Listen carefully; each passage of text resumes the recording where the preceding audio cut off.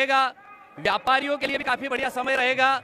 खैर थोड़ा सा कल शनि देवता का जो राशि परिवर्तन हुआ है, अभी मकर राशि पर जो 7.5 चल रही थी वो स्वतः समाप्त हुई है और मेष राशि में 7.5 का आरंभ हो गया है। पंडित जी, निश्चित रूप से जो आपने शनि देव का जो जिक्र किया है उस पर जाएंगे, लेकिन आपने बताया कि नवरात्रि जो है माता रानी जो है गज पे सवार होकर के आई है। इस बार 8 दिनों तक ये उल्लास और पर्व मनाया जाएगा। क्या तिथियों के हेरफेर के कारण इस बार 8 दिन की जो नवरात्रि उत्सव मनाया जाने वाला है? हाँ, इस बार नवरात्रि जो है हमारी 8 दिन रहेगी। यहाँ पर चतुर्थी और पंचमी तिथि जो है उनका क्षय हुआ है। चतुर्थी और पंचमी को एक ही तिथि में मान्य किया गया है। तो हमारी जो नवरात्रि है वह 8 दिन की रहेगी और उसके बाद 8वें दिन नवरात्रि का जो भी है पूर्णाहुति हम कर रहे हैं, जवारे विसर्जन कर रहे हैं, जो भी धार्मिक अनुष्ठान कर रहे हैं उसकी पूर्णाहुति हम 8वें दिन में करेंगे। तो नवरात्रि 8 दिवसीय है इस बार और यह नवरात्रि जो है काफी शुभ कारक, मंगल कारक, मंगलमय है। इस नवरात्रि में जो भगवती का गज पर सवार होकर आना है ये प्रजा के लिए, भक्तों के लिए, इस सृष्टि के लिए, सभी के लिए बड़ा मंगल कारक, कल्याण कारक और आनंददायक रहेगा। आपको जीवन में सभी सुख समृद्धि, भौतिक सुख इस नववर्ष में मां भगवती के आशीर्वाद से प्राप्त होंगे और कुल मिलाकर के जनमानस, कुल मिलाकर के सभी प्रजा के लिए यह नवरात्रि काफी आनंद कारक, शुभ कारक रहेगी।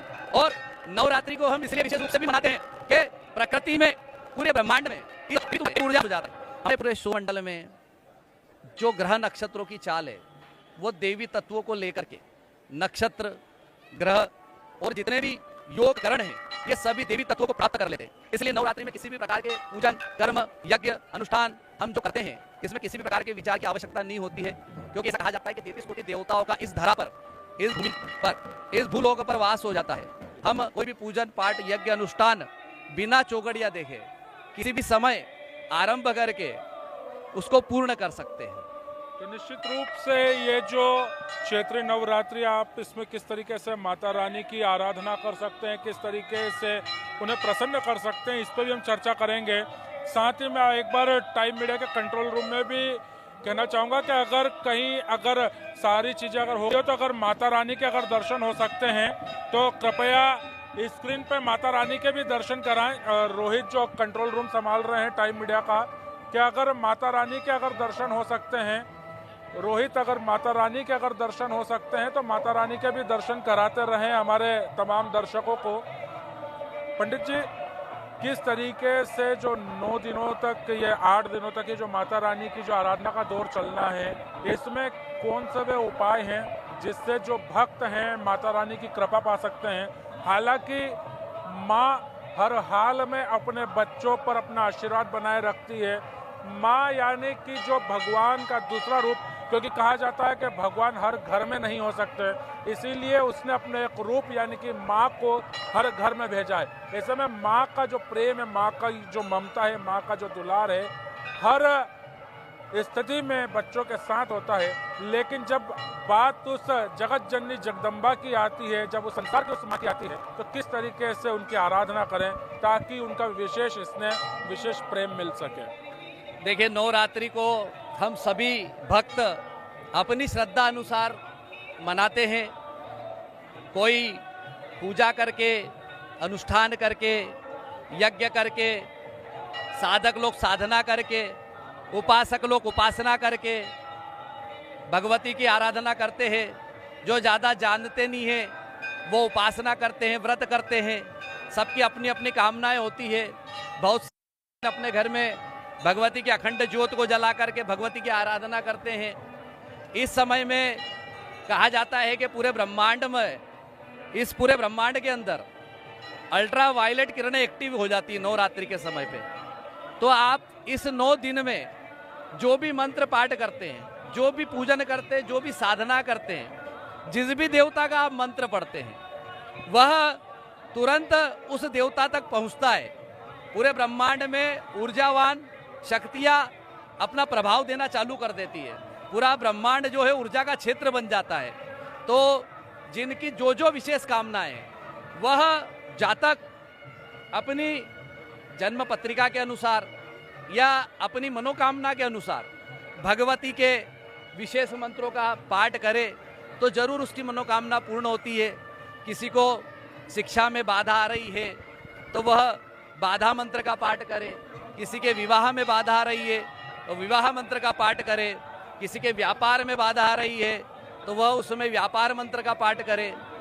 भगवती के कहा जाता है कि दुर्गा सप्तशती में जो 700 श्लोक दिए गए वह भगवती दुर्गा के साथ। महान सम्राट विक्रमादित्य जी ने जो विक्रम संवत शुरू किया था, उस विक्रम संवत की भी आज वर्षगांठ मनाई जा रही है और चारों तरफ उत्साह का, खुशी का और भक्ति का वातावरण है। मैं आपके चैनल के माध्यम से सभी शहरवासियों को, देशवासियों को इस पावन पर्व की शुभकामनाएं प्रेषित करता हूं। धन्यवाद। लगातार 16 सालों से टाइम मीडिया सीधी तस्वीरें पहुंचाने का काम करता है। इस वक्त भी ये सीधा प्रसारण देश और दुनिया में दिखाया जा रहा है। क्या कुछ कहेंगे पूरी टीम टाइम मीडिया के लिए?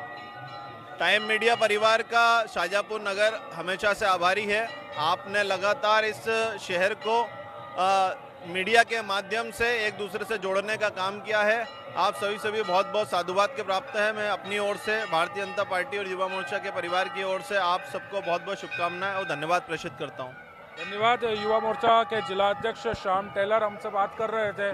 तो सीधी तस्वीरें, सीधा प्रसारण इस वक्त आप शाहजहाँपुर जिला मुख्यालय से मां राजराजेश्वरी के दरबार से देख रहे हैं, जहां पर चैत्री नवरात्रि का जो पहला दिन है, मां शैलपुत्री का आज पूजन अर्चन किया जा रहा है। और जिस तरीके से ज्योतिषाचार्य पंडित जयदीप शर्मा बता रहे हैं कि गज पर सवार होकर के माता रानी आई है, जो सुख, शांति, समृद्धि और संपत्ति को प्रदान करने वाली है, यश, वैभव और गौरव को देने वाली माता रानी है। तिथियों का हेर फेरे, लिहाजा इस बार 8 दिनों तक माता रानी के इस नवरात्रि पर्व का दौर चलता रहेगा। साथ ही साथ इसी के साथ में नगर पालिका परिषद शाहजहाँपुर के द्वारा 15 दिवसीय मेले का भी आयोजन किया जाता है, उसकी भी हम तस्वीर दिखाएंगे। पंडित जी ने बताया कि किन सहयोग के साथ में माता रानी के ये नवरात्र आए हैं, किस तरीके से आप माता रानी की आराधना कर सकते हैं। अब जान लेते हैं पंडित जी से कि जो राज राजेश्वरी का दरबार है इसका क्या महत्व है। और यूं तो माता के नाम का कोई पार नहीं है, अनंत नामों से जगदम्बा को भजा जाता है, उन्हें पूजा जाता है, उनका गुणगान किया जाता है। लेकिन राज राजेश्वरी मैया का क्या कुछ महत्व है, क्या कुछ माता रानी की महिमा है, इसके बारे में भी जान लेते हैं। पंडित जी, अनंत नाम है क्योंकि जिसकी गोद में प्रलय खेलता हो, जो ब्रह्मांड की अधिष्ठात्री हो माँ राज राजेश्वरी, जिनकी आराधना स्वयं ब्रह्मा, विष्णु, महेश करते हो, आदि लोग माता रानी की आराधना करते हैं। ऐसी ब्रह्मांड सुंदरी, त्रिपुर सुंदरी माँ राज राजेश्वरी की क्या कुछ महिमा है? देखिए, सबसे पहले तो मैं आपको बता दूं कि भगवती श्री राज राजेश्वरी, इस नाम को आप समझे।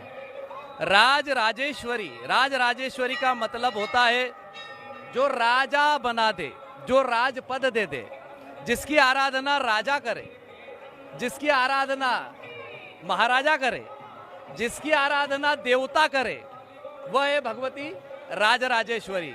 और अजय जी, मैं आपको बता दूं कि ब्रह्मांड स्वामिनी